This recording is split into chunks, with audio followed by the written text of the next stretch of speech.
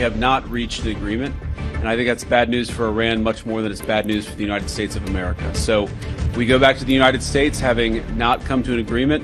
We've made very clear what our red lines are, what things we're willing to accommodate them on, and what things we're not willing to accommodate them on. And we've made that as clear as we possibly could. And they have chosen not to accept our terms. ഏറെ പ്രതീക്ഷയോടെ പാകിസ്ഥാനിൽ ആരംഭിച്ച America Iran വെടിനിർത്തൽ ചർച്ചാ സംബന്ധമായിരിക്കുന്ന കാര്യം പരാജയപ്പെട്ടതായിരിക്കുന്ന report ഇപ്പോൾ പുറത്തു വന്നുകൊണ്ടിരിക്കുകയാണ്.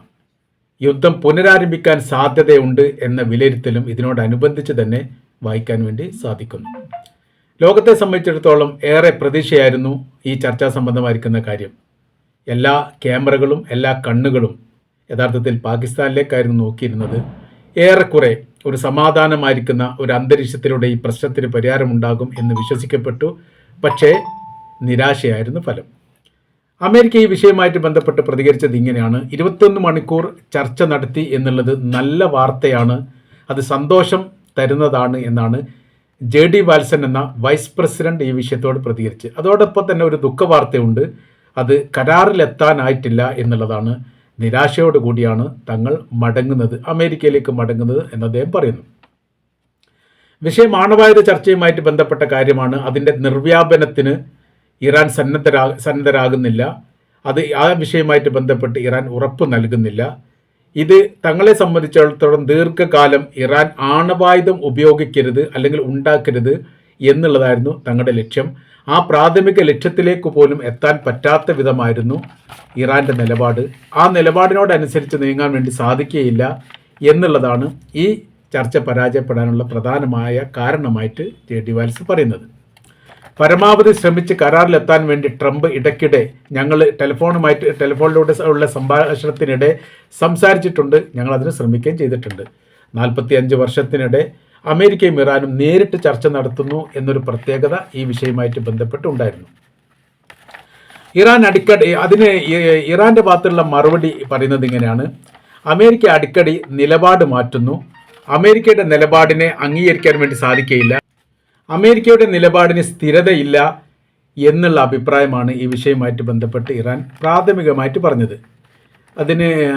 പിന്നീട് അമേരിക്ക അതിനോടനുബന്ധിച്ച് പ്രതികരണം ഇങ്ങനെ നടത്തുന്നുണ്ട്: യുദ്ധത്തിലൂടെ നേടാൻ കഴിയാത്തത് ചർച്ചയിലൂടെ നേടാൻ വേണ്ടി ഇറാൻ ശ്രമിക്കുന്നു എന്ന തരത്തിലാണ്. ഇറാനെതിരെ ധാരണയിലെത്താൻ വേണ്ടി കഴിഞ്ഞിട്ടില്ലെങ്കിലും യുദ്ധം വിജയിക്കുമെന്ന് ഡൊണാൾഡ് ട്രംപ് ഇതിനോടനുബന്ധിച്ച് തന്നെ പ്രതികരിക്കുകയും ചെയ്തു. 5 റൗണ്ടായിട്ടാണ് ചർച്ച നടത്തിയത്. ചില ചർച്ചയിലൊക്കെ ഏറെക്കുറെ ചെറിയ പ്രതീക്ഷയുണ്ടായിരുന്നു. എന്നാൽ അവസാന ഘട്ടത്തിലേക്ക് എത്തുന്ന സമയത്ത് പ്രതീക്ഷ തീരെ ഇല്ലാത്ത സ്ഥിതിയിലേക്ക് കാര്യങ്ങൾ പോന്നു എന്നുള്ളതാണ്. അപ്പോൾ ഇവിടുത്തെ വിഷയം എന്ന് പറയുന്നത് ആണവായുധം എന്ന് പറയുന്ന വിഷയമാണ് അടിസ്ഥാനമായ രീതിയിൽ അമേരിക്ക എടുക്കുന്നത്. അപ്പോൾ യഥാർത്ഥത്തിൽ ഇറാൻ ഇപ്പോൾ അമേരിക്കയിൽ ആണവായുധം ഉപയോഗിക്കില്ല എന്നുള്ളതും അമേരിക്ക ഇറാനിൽ ആണവായുധം ഉപയോഗിക്കില്ല എന്നുള്ളതും ഏറെക്കുറെ ഉറപ്പാണ്. പിന്നെ എന്താ വിഷയം എന്ന് പറയുന്നത്, ഇസ്രായേലിന് വേണ്ടിയിട്ട് അമേരിക്ക കൂലിപ്പണി എടുക്കുന്നു എന്നുള്ളതാണ് ഇതിൻ്റെ യഥാർത്ഥ അടിസ്ഥാനമായിരിക്കുന്ന കാര്യം. അതുകൊണ്ടാണ് ആണവായുധവുമായിട്ട് ബന്ധപ്പെട്ട കാര്യം വീണ്ടും വീണ്ടും ഇത് പറയുന്നത്. അവിടെ കൈവശത്തിലുള്ള സമ്പുഷ്ട യുറേനിയം, ഇത് പറയുന്ന കാര്യം ഇങ്ങനെയാണ്: അമേരിക്ക ഇപ്പോൾ ഇറാനെ സംബന്ധിച്ച ശത്രു രാജ്യമാണ്. സമ്പുഷ്ട യുറേനിയം 60% ഇറാൻ്റെ കൈവശത്തിൽ ഉണ്ട് എന്നുള്ളത് IAEA സ്ഥിരീകരിക്കപ്പെട്ടതാണ്. അത് ഇറാനും പറയപ്പെട്ട കാര്യം തന്നെയാണ്. അത് അമേരിക്കയുടെ കൈവശത്തിലേക്ക് കൊടുക്കണം എന്നുള്ളതാണ് അമേരിക്ക മുന്നോട്ട് വെക്കുന്ന ഉപാധി. അതല്ലെങ്കിൽ മറ്റേതെങ്കിലും രാജ്യത്ത് തങ്ങൾ നിർദ്ദേശിക്കുന്ന എന്നുള്ള പരാമർശം അതിൽ കാണാൻ വേണ്ടി സാധിക്കുന്നു. അവരുടെ കൈവശത്തിൽ ഇത് കൊടുത്തുകൊണ്ട് സുരക്ഷിതമാക്കണം.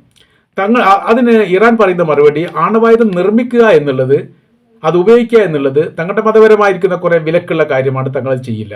പക്ഷേ സമാധാന ആവശ്യത്തിന് വേണ്ടി സമ്പുഷ്ട യുറേനിയം നിർമ്മിക്കുക എന്നുള്ളത് രാജ്യത്തിൻ്റെ പരമാധികാര വ്യവസ്ഥയിൽപ്പെട്ടതാണ്. അത് ഇല്ലാതാക്കുന്ന അല്ലെങ്കിൽ അതിനൊരു നിയന്ത്രണം കൊണ്ടുവരാൻ വേണ്ടിയിട്ട് അമേരിക്കക്ക് അധികാരമൊന്നുമില്ല, അത് തങ്ങൾ അംഗീകരിക്കില്ല. അതായത് ഇറാൻ അതിന് മറുപടിയും പറഞ്ഞു. അഥവാ ഇവരിപ്പോൾ ചെയ്യുന്ന കാര്യം എന്ന് പറഞ്ഞാൽ ഇറാൻ എല്ലാ സമയത്തും ചെയ്യുന്നത് ഒരു ഭാഗത്ത് സമാധാനം, ഒരു ഭാഗത്ത് ആക്രമവും യുദ്ധവും നടത്തിക്കൊണ്ടേയിരിക്കും. ഇതിൽ പ്രധാനമായിരിക്കുന്ന കക്ഷിയായിട്ട് ഇറാൻ മുന്നോട്ട് വെക്കപ്പെട്ട പ്രധാനമായിരിക്കുന്ന കാര്യങ്ങളിൽ ഒന്ന്, ലെബനാനുമായിട്ടുള്ള ഇസ്രായേലിൻ്റെ അക്രമം അത് നിർത്തൽ ചെയ്യുക, ആ വിഷയവുമായിട്ട് ബന്ധപ്പെട്ട കാര്യത്തെക്കുറിച്ച് ഈ ഇടപെടൽ നടത്തണം എന്നുള്ളതാണ്. 10 ഇന നിർദ്ദേശം ഇറാൻ അങ്ങോട്ടും 15 ഇന നിർദ്ദേശം അമേരിക്ക ഇങ്ങോട്ടും വെച്ചു. അമേരിക്ക ഇങ്ങോട്ട് വെക്കപ്പെട്ട നിർദ്ദേശങ്ങളൊന്നും തങ്ങൾക്ക് സ്വീകാര്യമല്ല എന്നുള്ളത് പറയുകയും, എന്നാൽ മുന്നോട്ട് വെക്കപ്പെട്ട 10 നിർദ്ദേശം അത് അനുഭാവപൂർവ്വം ഈ നടപ്പിലാക്കാം, അല്ലെങ്കിൽ അത് അംഗീകരിക്കുന്നതിനെ കുറിച്ച് ആലോചിക്കാം എന്ന് അമേരിക്ക പ്രസിഡന്റ് ഡൊണാൾഡ് ട്രംപ് പറഞ്ഞതിൻ്റെ അടിസ്ഥാനത്തിലാണ് ഈ ചർച്ച തന്നെ ഉണ്ടാകുന്നത്. ചർച്ചയുടെ മുൻകൂട്ടി ചർച്ചയ്ക്ക് മുൻപായിട്ട് നടന്നിരിക്കുന്ന ഒരു ചർച്ചാ സംബന്ധമായ കാര്യങ്ങൾ, അത് ഇതിന് മുൻപ് അമേരിക്കയുമായിട്ട് സംസാരിക്കുന്നതിന് മുൻപ് പാകിസ്ഥാൻ്റെ പ്രതിനിധികളുമായിട്ട് ഇറാൻ നടത്തിയ ചർച്ചയോടനുബന്ധിച്ച് തന്നെ പറയപ്പെട്ട പ്രധാനമായിരിക്കുന്ന കാര്യങ്ങളിലൊന്ന് ഇതാണ്: തങ്ങളുടെ ഒരുപാട് പണം ഈ അമേരിക്ക തടഞ്ഞു വെച്ചിട്ടുണ്ട്. സാമ്പത്തിക ഉപരോധത്തിൻ്റെ ഭാഗമായിട്ട് പല രാജ്യങ്ങളും തങ്ങളുടെ സാമ്പത്തികം തടഞ്ഞു വെച്ച്, ആ തടഞ്ഞു വെക്കപ്പെട്ട പണം ഞങ്ങൾക്ക് തിരിച്ചു നൽകേണ്ടതാണ്. തിരിച്ചു നൽകാമെന്ന് യഥാർത്ഥത്തിൽ അമേരിക്ക ഉറപ്പ് നൽകിയതിന് ശേഷമാണ് ഈ ചർച്ച തന്നെ ഉണ്ടാകുന്നത്. പക്ഷേ അവിടെ എത്തിയ സമയത്ത് അവരത് വ്യതിചലിച്ചു പോയി. സാധാരണഗതിയിൽ അമേരിക്ക ഒരു വിഷയവുമായിട്ട് ബന്ധപ്പെട്ട കാര്യം ചർച്ച ചെയ്യാൻ വേണ്ടിയിട്ട് വിളിച്ചു ചേർത്താൽ ആ വിഷയത്തെ അവിടെ നിർത്തിയിട്ട് മറ്റു വിഷയവുമായിട്ട് ബന്ധപ്പെട്ടാണ് സംസാരിക്കുക. ഇപ്പോൾ സംസാരിച്ച ഏറെക്കുറെ അങ്ങനെ തന്നെയാണ്. അന്താരാഷ്ട്ര തലത്തിൽ ഇപ്പോൾ ഇറാൻ ചെയ്തുകൊണ്ടിരിക്കുന്ന പ്രവൃത്തികൾ അങ്ങേയറ്റം നിയമവിരുദ്ധമായിരിക്കുന്നതാണ്, മാനുഷിക മൂല്യങ്ങൾക്കെതിരാണ്. അത് ഇസ്രായേലിനെ ആക്രമിക്കുന്നു, അറേബ്യൻ രാജ്യങ്ങളെ ആക്രമിക്കുന്നു, ആക്രമിക്കാത്ത രാജ്യങ്ങളെ ആക്രമിക്കുന്നു, അങ്ങനെ പോകുന്ന കുറേ കാര്യങ്ങൾ. ഇറാനായി ചോദിക്കപ്പെട്ടൊരു കാര്യമുണ്ട്: മാനുഷിക മൂല്യങ്ങൾ നിലനിർത്തുന്ന രീതിയിൽ വളരെ സമാധാനപരമായിട്ടാണോ അമേരിക്കയും ഇസ്രായേലും സംയുക്തമായ രീതിയിൽ തങ്ങളുടെ ആത്മീയ നേതാവിനെ കൊലപ്പെടുത്തിയത്? തങ്ങളുടെ കുട്ടികളെ 186ഓളം കുട്ടികളെ കൊലപ്പെടുത്തിയത് അങ്ങനെയാണോ? ഇവിടെ ഒരുപാട് തങ്ങളുടെ ഈ വിദ്യാഭ്യാസ സ്ഥാപനങ്ങൾ, പാലങ്ങൾ, ഈ വൈദ്യുത നിലയങ്ങൾ, ആശുപത്രികൾ അടക്കമുള്ള ഒരുപാട് സ്ഥാപനങ്ങൾ തകർക്കപ്പെട്ടതിനൊക്കെ അങ്ങനെ അന്താരാഷ്ട്ര തലത്തിലുള്ള അനുമതി കാര്യങ്ങൾ കിട്ടിയിട്ടാണോ? അപ്പോൾ നിങ്ങൾക്ക് എന്തു ആവാം, അവിടെ നിയമവ്യവസ്ഥ വിഷയമല്ല, UN സഭയോ അന്താരാഷ്ട്ര നിയമങ്ങളോ അത് പാലിക്കപ്പെടുന്നില്ല, അതേക്കുറിച്ച് നിങ്ങളോട് സംസാരിക്കാൻ പാടില്ല, ഈ തരത്തിൽ നീങ്ങുന്നത് ഉചിതമായിരിക്കുന്ന കാര്യമല്ല. നിയമവ്യവസ്ഥ എല്ലാവർക്കും അങ്ങോട്ടും ഇങ്ങോട്ടുമാണ്. യഥാർത്ഥത്തിൽ ഇറാൻ നിങ്ങളെ ആക്രമിച്ചതല്ലല്ലോ, നിങ്ങൾ ഇങ്ങോട്ട് ആക്രമിച്ചതല്ലേ? ഈ തരത്തിൽ പോകുന്നു വാദപ്രതിവാദങ്ങൾ. എവിടെയും ഈ യോജിപ്പിൻ്റെ മേഖല കാണാത്ത വിധമാണ്.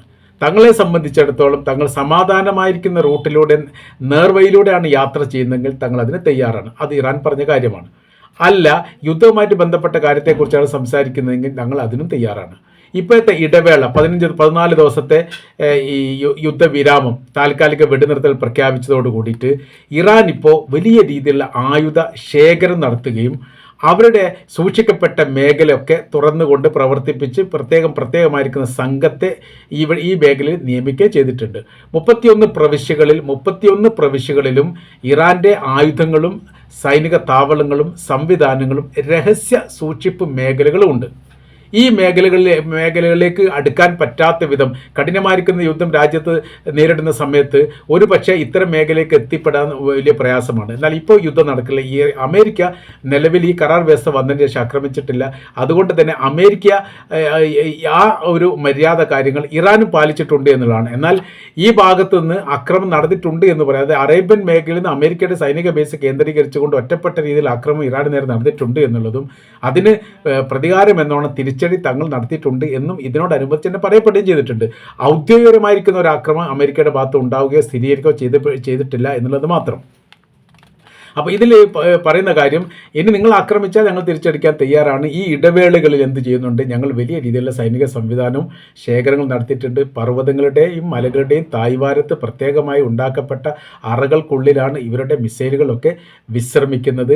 ഇവരുടെ ആയുധ ശേഖരം അങ്ങനെ തന്നെ കണ്ടെത്താൻ വേണ്ടി സാധിക്കുക. റഡാർ കണ്ടെത്താൻ സാധിക്കാത്തതും അതേപോലെ തന്നെ ബങ്കർ ബസ്റ്റർ ബോംബ് ഉപയോഗിച്ചുകൊണ്ട് സ്ഫോടനം നടത്തിയാൽ പോലും ഇതിലേക്ക് എത്താൻ പറ്റാത്ത വിധവുമാണ് ഇതിൻ്റെ നിർമ്മാണ പ്രവൃത്തികൾ തങ്ങൾ പണി കഴിപ്പിച്ചിരിക്കുന്നത്. അതുകൊണ്ടാണ് ഈ ഇറാൻ്റെ പല മേഖലകളിലും ആണവായുധ മേഖല ശേഖരിക്കപ്പെട്ടിട്ടുണ്ട്, അല്ലെ ഉണ്ട് എന്ന് പറയപ്പെടുന്ന ഇസ്ഫഹാൻ അടക്കമുള്ള മേഖലകൾ പലതരത്തിലും ബങ്കർ ബസ്റ്റർ ബോംബ് ഉപയോഗിച്ചുകൊണ്ട് അമേരിക്ക 2025 തന്നെ ആക്രമിച്ചിട്ടും അതിന് യാതൊന്നും പറ്റാത്തതിൻ്റെ പ്രധാനമായിരിക്കുന്ന കാര്യം, നിങ്ങളുടെ കൈവശത്തിലുള്ള ആയുധങ്ങളുടെ പ്രഹരശേഷി എത്രത്തോളം ഉണ്ട് എന്ന് മനസ്സിലാക്കിയതിൻ്റെ അടിസ്ഥാനത്തിൽ ആ പ്രഹരശേഷിക്ക് ഉൾക്കൊള്ളാൻ പറ്റാത്ത വിധമുള്ള നിർമ്മിതിക്കുള്ളിലാണ് തങ്ങളുടെ ആയുധങ്ങൾ സൂക്ഷിക്കപ്പെട്ടത്. അതുകൊണ്ട് വളരെ എളുപ്പത്തിലൊന്നും അതിനെ കീഴടക്കാനോ പരാജയപ്പെടുത്താനോ സാധിക്കുകയില്ല എന്നുകൂടി ഇറാൻ ഈ വിഷയവുമായിട്ട് ബന്ധപ്പെട്ട് അമേരിക്കയോട് തന്നെ പറഞ്ഞിരിക്കുന്ന കാര്യമായിട്ട് ഇവിടെ സ്ഥിരപ്പെടുത്തുന്നു, അല്ലെങ്കിൽ അത് റിപ്പോർട്ടായിട്ട് പുറത്തു വരികയും ചെയ്തിട്ടുണ്ട്.